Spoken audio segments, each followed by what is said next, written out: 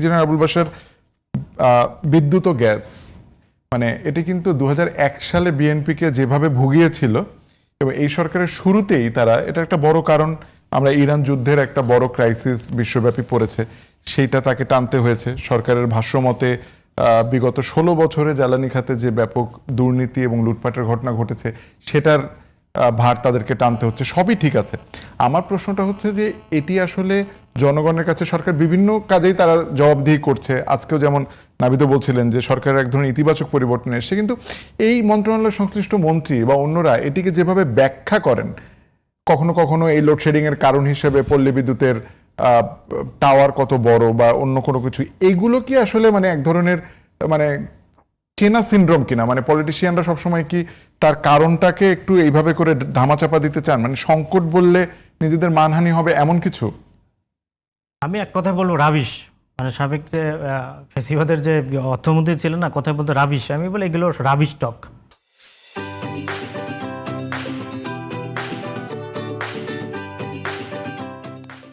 আর আপনি এটা প্রথম দেখবেন বাংলাদেশের ইতিহাসে যে প্রধানমন্ত্রী এটার জন্য দুঃখ প্রকাশ করেছে, যে একটা দেশের প্রধানমন্ত্রী, আমি বলবো এটা তার অসহায়ত্ব।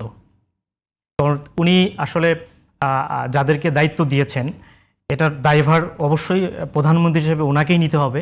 তবে আমার মনে হয় যে মন্ত্রী পরিষদ পছন্দের ক্ষেত্রে ওনার আরও একটু সতর্ক হওয়ার দরকার ছিল। কারণ এই টুকু সাহেব আগেও উনি মন্ত্রী ছিলেন এবং সেই মন্ত্রিত্ব থাকা অবস্থায় ওনার পারফরমেন্স খুব যে একটি ভালো ছিল বা এই দেশের মানুষের কাছে যে তার খুব একটা গ্রহণযোগ্যতা ছিল বা তিনি স্বস্তি দিতে পেরেছিলেন, এরকম কিন্তু রেকর্ড নাই ওনার। তারপরে ওনাকে কেন মন্ত্রিত্ব দেওয়া হলো এটা প্রধানমন্ত্রী ভালো বলতে পারবেন। এবং এটার যদি দায়িত্ব উনি সঠিকভাবে পালন করতে না পারেন, সেটার দায়ভার অবশ্যই পুরো সরকারকে নিতে হবে, এ ব্যাপারে কোনো সন্দেহ নেই। তবে বাস্তব কথা যেটা হচ্ছে সেটা হচ্ছে যে আমরা কতগুলো পৃথিবীর যে পরিস্থিতি, সেই পরিস্থিতিতে অবশ্যই আমরা এই পরিস্থিতির আমাদের মোকাবেলা করতে হচ্ছে। যে পরিস্থিতির মধ্যে আমরা পড়েছি, যেটা হরমুজ প্রণালী, যেটা হচ্ছে ইউএসএ এবং ইরানের মধ্যে। কিন্তু প্রবলেমটা হচ্ছে এতে যখন আমাদের ইন্টেরিয়র গভর্নমেন্ট ছিলেন তারাও এই বিষয়গুলো জানতেন যে আমাদের যুদ্ধ হচ্ছে, রাশিয়া ইউক্রেনের যুদ্ধ হচ্ছে, তো তখন কিন্তু বিএনপি অবধারিতই জানতো যে আমাদের নির্বাচন হলে আমরা ক্ষমতা আসব। সুতরাং তার একটি এই জ্বালানি খাত নিয়ে তার একটি পরিকল্পনা থাকার উচিত ছিল, হোমওয়ার্ক দরকার ছিল।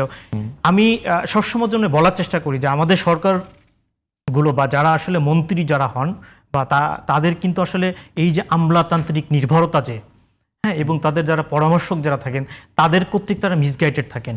আমি মনে করি যে এইখানে যদি বিএনপি, আমার ব্যক্তিগত মতামত সেটা হচ্ছে যে আমি অনেক সময় বলার চেষ্টা করেছি, বিএনপি যদি এখানে জ্বালানি মন্ত্রী হিসেবে আমাদের বুয়েটের ডক্টর শামসুল আলম স্যার ছিলেন, ওনাকে যদি টেকনোক্রেট কোটায় মন্ত্রী দেওয়া হতো তাহলে কিন্তু জ্বালানি খাতের যে সমস্যাগুলো দীর্ঘদিন ধরে ওনার রিসার্চ এবং ওনার সাথে প্রধানমন্ত্রীর কথাই বলেছেন, কিন্তু আমি জানি না ওনার পরামর্শ কতটুকু গ্রহণ করেছেন।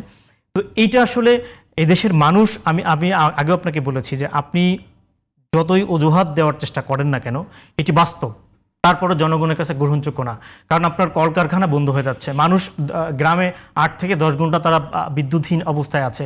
তাদের ছোট ছোট যারা কুটির শিল্প যারা করেন, যারা দিন আনে দিন খেয়ে, ধরেন অনেকে আছে যে 4টা গাভী পালেন, তাদের দুধটাকে তারা পাস্তুরায়িত করবে, ফ্রিজিং করবে, এই ব্যবস্থা যখন না থাকেন তখন কিন্তু আপনি অনেক কিছুই আছে বাস্তবতা দিয়ে বলতে পারবেন না।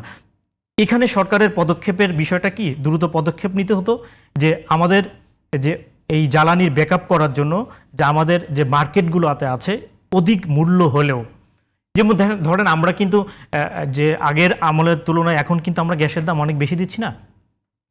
গ্যাসের দাম যদি আমাদের জনগণ আরও পার লিটারে 2, 3, 4, 5, 10 টাকা দিতে রাজি আছে, কিন্তু তারা নিরবচ্ছিন্ন, তারা কিন্তু বিদ্যুৎ চায়, গ্যাস চায়, অর্থাৎ তারা কি তাদের দৈনন্দিন জীবনে ছন্দপতন সেটা কিন্তু তারা অ্যাকসেপ্ট করতে চায় না।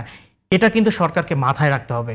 আপনি অনেক কিছু আছে, যেমন আপনার যে এলএনজি টার্মিনালগুলো, হ্যাঁ সেটা আমলি করেছে যে তারা সমুদ্রের মধ্যে করেছে, এটি একটি সঠিক ছিল না। কিন্তু ইউনূস সরকার যে সরকারটি ক্ষমতা আসলে 2 বছরে তারা আরেকটি টার্মিনাল তো তারা করতে পারতেন 1.5 বছরের মধ্যে, যেটা হোক না কেন, তো তারা কিন্তু ইচ্ছা করলে সেই উদ্যোগগুলো নিয়ে যেতে পারতেন। এখানে আমাদের আমলাতান্ত্রিক জটিলতা আছে, বিভিন্ন ধরনের প্রবলেম আছে। দেখেন যখন আমরা একটি উন্নয়নমূলক কাজ যখন করতে যাই তখন কিন্তু দেখবেন যে অনেক মানুষ এখানে ক্ষতিগ্রস্ত হওয়ার সম্ভাবনা থাকে। আপনি অটো রিক্সা উঠাবেন, যার জন্য আমরা অস্থির, দেখবেন অটো রিক্সা উঠাতে যাচ্ছে, বিরোধী দল তাদের পক্ষে দাঁড়াচ্ছে।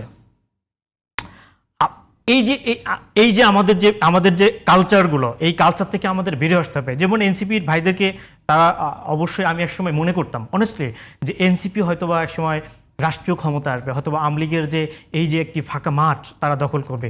কিন্তু যখনই তারা ৭১-এর একটি স্বাধীনতা বিরোধী চক্রের সাথে যখনই এনসিপি গেল, তখনই তাদের সুইসাইড। আর এনসিপি দল হিসাবে, এনসিপি জনগণের কাছে তারা কোনো কর্মসূচি, এনসিপি আসলে কি চায় এটা কিন্তু কারোর কাছে পরিষ্কার না। কারণ এনসিপির কথা বলতে বোঝায় ১১ দলের কথা, অবশ্য এখন ১১ দল নেই, ৯ দল। তো এই জায়গা থেকে এনসিপি বের হতে পারে কিনা এটা ইম্পর্টেন্ট। হ্যাঁ, এনসিপি রাজনীতি করবে কোথায়? ওয়েস্টার্ন ডেমোক্রেসি আছে না, যে ছায়া সরকারকে সমালোচনা করতে হবে সাবজেক্ট ওয়াইজ।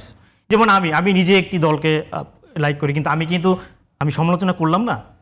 অর্থাৎ আপনাকে যৌক্তিক, মানে আপনার সাবজেক্ট ওয়াইজ আপনাকে সমালোচনা করতে হবে, যে সমালোচনাটা জনগণ অ্যাকসেপ্ট করবে। ইয়েস, যে বিরোধী দল ক্ষমতায় আসলে এই প্রবলেমটা কিভাবে সলভ করবে। যেমন প্রধানমন্ত্রী উনি চ্যালেঞ্জ ছুড়ে দিয়েছেন বিরোধী দলকে, যে আপনারা 3 মাস না 6 মাসের মধ্যে বলেন কি সমস্যা আছে, এটা সলভ করতে পারলে আমি সেটা অ্যাকসেপ্ট করব। ওনার তো সহজ সরল উক্তি দিচ্ছে, কিন্তু প্রবলেমটা হচ্ছে যে প্রধানমন্ত্রী আসলে তার আশেপাশে যাদেরকে দায়িত্ব দিচ্ছেন তারা সঠিকভাবে দায়িত্ব পালন করছেন কিনা সেটা নিয়ে অনেক প্রশ্ন আছে। এবং এটা যদি পালন করতে না পারেন, তাহলে আগামী দিনে ধরনের সংকট আমাদের সামনে আরো অনেক দেখতে হতে পারে, এবং সেটার জন্য সরকারকে তার মাসুল দিতে হবে।